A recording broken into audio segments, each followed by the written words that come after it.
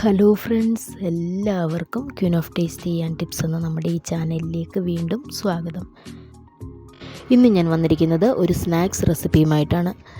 റവയും മുട്ടയും കൊണ്ട് വളരെ ഈസി ആയിട്ട് നമ്മൾ ചായ തിളയ്ക്കുന്ന സമയം കൊണ്ട് തന്നെ തയ്യാറാക്കിയെടുക്കാൻ പറ്റുന്ന നല്ല ടേസ്റ്റി ആയിട്ടുള്ള ഒരു ചായക്കടിയാണിന്ന് തയ്യാറാക്കുന്നത്. അപ്പോൾ ഇതെങ്ങനെയാണ് നമുക്ക് തയ്യാറാക്കിയെടുക്കുന്നതെന്ന് നോക്കാം. അതിന് മുമ്പായിട്ട് ഈ ചാനൽ നിങ്ങൾ ആദ്യമായിട്ടാണ് കാണുന്നതെങ്കിൽ ഒന്ന് സബ്സ്ക്രൈബ് ചെയ്യാനും തൊട്ടടുത്ത് കാണുന്ന ബെല്ലൈക്കൺ ക്ലിക്ക് ചെയ്യാനും മറക്കല്ലേ. അപ്പോൾ നമുക്ക് നേരെ വീഡിയോയിലേക്ക് കിടക്കാം. ഈ ഒരു സ്നാക്സ് തയ്യാറാക്കാൻ വേണ്ടിയിട്ട് നമുക്കിവിടെ ഒരു മിക്സിയുടെ ജാറിലേക്ക് ഒരു 1/4 കപ്പ് വറുത്ത റവ ചേർത്ത് കൊടുക്കാം. നല്ല വറുത്ത റവ തന്നെ എടുക്കാൻ വേണ്ടിയിട്ട് പ്രത്യേകം ശ്രദ്ധിക്കണം. ഇനി ഇതിലേക്ക് നമുക്ക് ചീകിയെടുത്ത 1/2 കപ്പ് ശർക്കരയാണ് ഞാൻ ചേർത്ത് കൊടുക്കുന്നത്. ഇത് നമ്മൾ ഉരുക്കിയെടുക്കാത്തത് കൊണ്ട് തന്നെ കല്ലൊന്നുമില്ലാത്ത നല്ല ശർക്കര നോക്കി വേണം എടുക്കാൻ. അടുത്തതായിട്ട് ശർക്കര എടുത്ത അതേ കപ്പിൽ തന്നെ നമുക്ക് 1/2 കപ്പ് തേങ്ങ ചിരകിയത് കൂടി ചേർത്ത് കൊടുക്കാം. ഇനി ഇതിലേക്ക് നമുക്ക് ഒരു കോഴിമുട്ടയാണ് വേണ്ടത്. അതും കൂടി നമുക്കിതിലേക്ക് പൊട്ടിച്ചൊഴിക്കാം. അതിൻ്റെ കൂടെ തന്നെ 1/4 ടീസ്പൂൺ ഉപ്പും 1/4 ടീസ്പൂൺ നല്ല ജീരകവും കൂടെ നമുക്കിതിലേക്ക് ചേർത്ത് കൊടുക്കാം. ഇതിലേക്കിനി ഈ മാവിന് ആവശ്യത്തിനുള്ള വെള്ളവും കൂടി ചേർത്ത് കൊടുക്കാം. ഞാനിവിടെ ഈ കപ്പിലാണ് 1/4 കപ്പ് റവയാണ് എടുത്തിട്ടുള്ളത്. അതേ അളവ് കപ്പിൽ തന്നെ നമുക്ക് 1/4 കപ്പ് വെള്ളവും കൂടി ഒഴിച്ചു കൊടുക്കാം. ഇനി ഇതെല്ലാം കൂടി നന്നായിട്ടൊന്ന് അരച്ചെടുത്തിട്ട് വരാം. ഇപ്പോഴിതാ മാവ് ഞാൻ നന്നായിട്ട് തന്നെ അരച്ചെടുത്തിട്ടുണ്ട്. ഇനി ഇത് നമുക്ക് ഈ ഒരു ബൗളിലേക്ക് ഒഴിച്ചു കൊടുക്കാം. ഈ മാവ് നല്ല കട്ടിയോടുകൂടി ഇഡ്ഡലി മാവിൻ്റെയൊക്കെ ഒരു പരുവത്തിലാണ് നമുക്ക് കിട്ടിയിരിക്കുന്നത്. ഇനി ഈ പലഹാരത്തിന് നല്ലൊരു ഫ്ലേവറൊക്കെ കിട്ടാൻ വേണ്ടിയിട്ട് ഇതിലേക്ക് 1/2 ടീസ്പൂൺ ഏലക്കപ്പൊടി ചേർത്ത് കൊടുക്കാം. ഞാനിവിടെ പഞ്ചസാരയും ഏലക്കയും കൂടെ ഒന്നിച്ച് പൊടിച്ചതുകൊണ്ടാണ് 1/2 ടീസ്പൂൺ ചേർത്ത് കൊടുക്കുന്നത്. നിങ്ങൾക്ക് ഏലക്ക മാത്രമാണെങ്കിൽ 1/4 ടീസ്പൂൺ ചേർത്ത് കൊടുത്താൽ മതിയാകും. ഈ പലഹാരത്തിന് നല്ലൊരു സോഫ്റ്റ്നെസ് കിട്ടാൻ വേണ്ടിയിട്ട് ഒരു പിഞ്ച് ബേക്കിംഗ് സോഡയും കൂടി നമുക്കിതിലേക്ക് ചേർത്ത് കൊടുക്കാം. എന്നിട്ട് ഇതെല്ലാം കൂടി നല്ലതുപോലെ ഒന്ന് മിക്സ് ചെയ്തെടുക്കാം.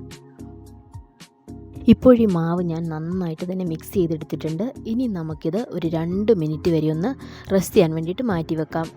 ഈ സമയം കൊണ്ട് തന്നെ റവ നല്ല സോഫ്റ്റായി മാവ് അല്പം കൂടി ഒന്ന് കട്ടിയായി കിട്ടും. അതിന് വേണ്ടിയിട്ടാണ് നമ്മൾ 2 മിനിറ്റ് വെക്കുന്നത്. 2 മിനിറ്റിൽ കൂടുതൽ വെച്ചാൽ നമ്മളുടെ ഈ മാവ് പുളിക്കുകയും പലഹാരം നല്ലതുപോലെ തന്നെ എണ്ണ കുടിക്കുകയും ചെയ്യും. അതുകൊണ്ട് 2 മിനിറ്റ് മാത്രം വെച്ച് കൊടുത്താൽ മതി. ഇപ്പോൾ 2 മിനിറ്റ് കഴിഞ്ഞിട്ടുണ്ട്. നമുക്കിനി ഈ മാവ് നല്ലതുപോലെ ഒന്ന് ഇളക്കിയതിന് ശേഷം നമുക്ക് പലഹാരം തയ്യാറാക്കാം. അതിനായിട്ട് ഞാനിവിടെ ഒരു അപ്പക്കാര ചൂടാക്കി എടുത്തിട്ടുണ്ട്.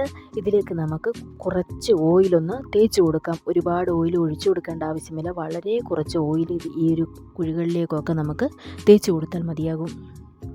ഇനി നമുക്ക് ഈ മാവിൽ നിന്ന് ഓരോ തവി നമുക്ക് ഈ കുഴികളിലേക്ക് ഒഴിച്ചു കൊടുക്കാം.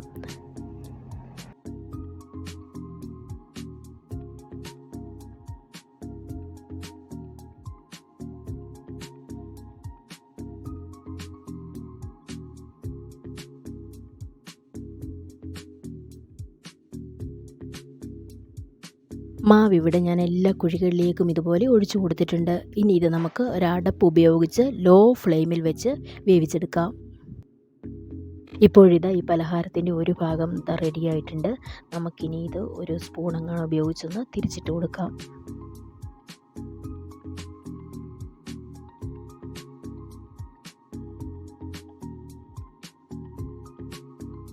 അതിനുശേഷം വീണ്ടും നമുക്ക് അടപ്പ് കൊണ്ട് മൂടി വെച്ചൊന്ന് വേവിച്ചെടുക്കാം. ഇപ്പോഴിതാ നമ്മളുടെ പലഹാരം ഇവിടെ തയ്യാറായിട്ടുണ്ട്. ബാക്കിയുള്ളത് ഇതുപോലെ തന്നെ നമുക്ക് ചെയ്തെടുക്കാം. അങ്ങനെ റവയും മുട്ടയും വെച്ച് നമുക്ക് തയ്യാറാക്കിയെടുക്കാൻ പറ്റുന്ന വളരെ ടേസ്റ്റി ആയിട്ടുള്ള ഒരു പലഹാരമാണിത്. ഇത് നമുക്ക് ചായ തിളയ്ക്കുന്ന ആ ഒരു സമയം കൊണ്ട് തന്നെ ഇത് തയ്യാറാക്കിയെടുക്കാവുന്നതാണ്. നല്ല സോഫ്റ്റ് ആയിട്ടുള്ള, എന്നാൽ ഒട്ടും തന്നെ എണ്ണയൊന്നുമില്ലാത്ത നല്ല ഹെൽത്തി ആയിട്ടുള്ള ഒരു പലഹാരമാണിത്. നിങ്ങളെല്ലാവരും ഇത് ട്രൈ ചെയ്ത് നോക്കണം. എന്നിട്ട് അതിൻ്റെ ഫീഡ്ബാക്ക് അറിയിക്കണം. വീഡിയോ ഇഷ്ടപ്പെടുകയാണെങ്കിൽ ലൈക്ക് ചെയ്യാനും ചാനൽ ആദ്യമായിട്ട് കാണുന്നവരാണെങ്കിൽ ഒന്ന് സബ്സ്ക്രൈബ് ചെയ്യാനും മറക്കല്ലേ. പുതിയൊരു വീഡിയോ വരുന്നത്